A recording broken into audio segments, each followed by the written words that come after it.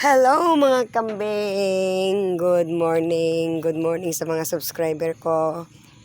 Diyos ko, ito lang i-share ko na ginawa ko guys. Ito yung project ko ngayon kasi namatay na naman yung kambing namin na mag-ina. Nako, maubos na. Puro inahin pa naman ito. Ayan, ginawa ko lang yan. Experiment ko lang. Maingay pero kaya dito ko namimiss yung tatay ko kasi dito ko talaga namimiss yung tatay ko. Magaling maggawa ng mga bahay-bahay na maliliit, yung bahay kubo. Lalo yung mga kambing na yung paglagyan ng mga kambing, yung yung kawayan, ang galing niya maggawa ng ganun. Kasi ang asawa ko, ewan ko, pagod na pagod daw, busy sa trabaho, walang time sa paggawa ng mga bahay ng kambing. Kasi ang kambing, share ko lang sa inyo guys, kung plano mo talaga mag-alaga ng kambing, kaya nga shout out sa mga nag-aalaga ng mga kambing na mausay. Ang cute ng mga bahay nila, malinis, ang cute. Paano mo naman paano mo naman makayanan isang ina, pagod na pagod ka na naging OFW ng ilang taon ka nagtrabaho, di ba? Umaga't hapon, gabi, 24 hours ka nagtatrabaho. Pagod na yung katawan mo, tapos magpurgod ka dahil alam mo makasiting pretty ka. No way, hindi ka na makasiting pretty. Okay lang sana kung naka-time deposit ka ng ilang milyon, ganon, maganda. Pero kung may mga anak ka na mahilig sa hayop, wala kang magawa eh. Lalo na kung ang anak mo ay mahilig talaga sa mga kambing, baboy, kailangan suportahan mo. Kung tamad kayong mag-asawa, kawawa naman yung nag-i-effort, di ba? Yan, gumawa ako ng para sa ganun. Kapag tanghali, makapahiga naman sila kasi kailangan talaga ng kambing. Totoo, malinis kasi dito yung bahay nila. Yung dito sa kabila. Kaya lang guys, yung semento ay malamig. Parang tao din yan kasi yung kambing. Dito ko nilalagay. Pero wala naman kasing gayami ngayon yung pinaganuhan ng palay. Maganda sana yon. Kaya nga pati yung manok na inalagaan ko, napahamak ako na bumili. Bumili ako ng 40 pieces noong bago Pasko. Kasi akala ko makahabol hanggang New Year para sa amin lang sana. Kaya lang mabagal kasi wala nga silang bahay na maganda, di ba? Kaya ito, ginagawa ko rin bahay ng kambing. Itong tatlo kasi wala lang baboy, di ba? Namatay lahat yung baboy namin. Yan, ginagawa namin pero nadudumihan. Kaya yan, kailangan ito, mahigaan sila din na parang katre. Kasi yung mga kambing, parang tao yan. Madaling mamatay, madaling magkasakit. Kaya nga ako ngayon, ang pag-aralan ko ngayon, yung bang, marunong na rin akong gumamit ng injection kasi nga, sa Saudi, nagtatrabaho din ako na yung inalagaan ko doon na anak ng nanay ng amo ko ay inaanuhin ko din yun ng insulin niya. Morning at saka once a day yung insulin niya, kaya ako din ang natutusok sa kanya noon yung matanda.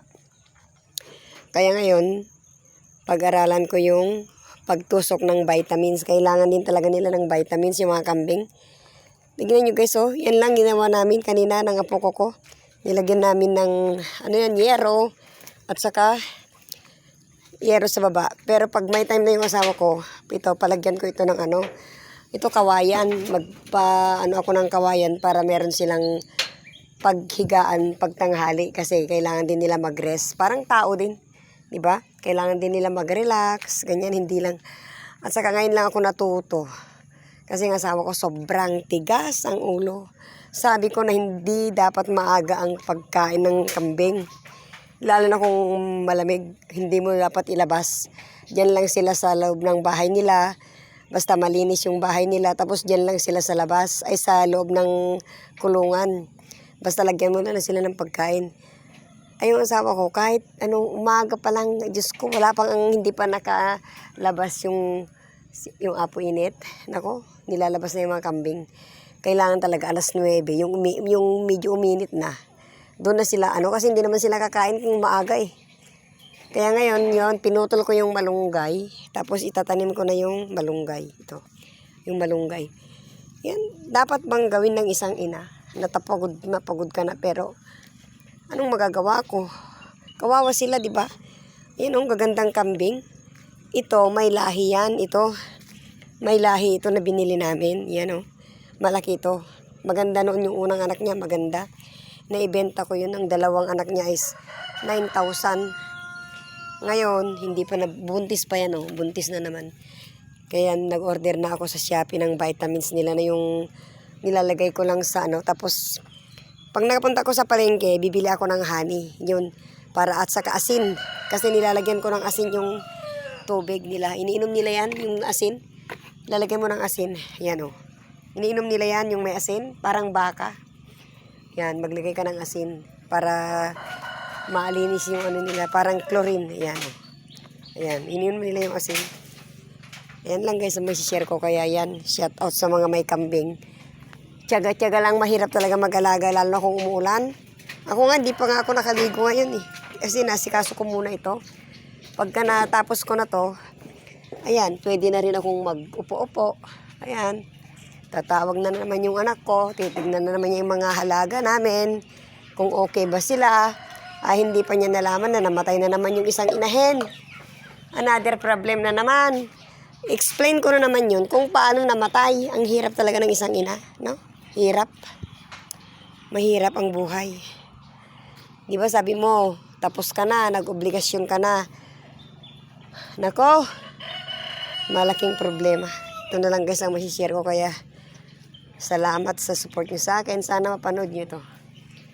Yan, naglaba pa si Lola oh. Yan, may init na ngayon. Dati umulan. Yan, mainit na yan oh. Tingnan nyo, nakahiga na sila. Ganyan ang kambing, di ba? Konting relaxation. Kung may bed lang ito, nako, pwede mo silang bigyan ng bed. Oh, di ba? Naka-relax na kayo na. Di ba ang ganda ng ginawa ni Lola? Oh, di relax na relax kayo ngayon. Di ba? May kain pa kayo na malunggay. Oh, mamaya lalagyan ko ito ng ano. Yan, magpainit muna kayo para maalis yung mga virus. Para maalis yung mga virus. Oh, ay, sige na, sorry. Yan na lang guys.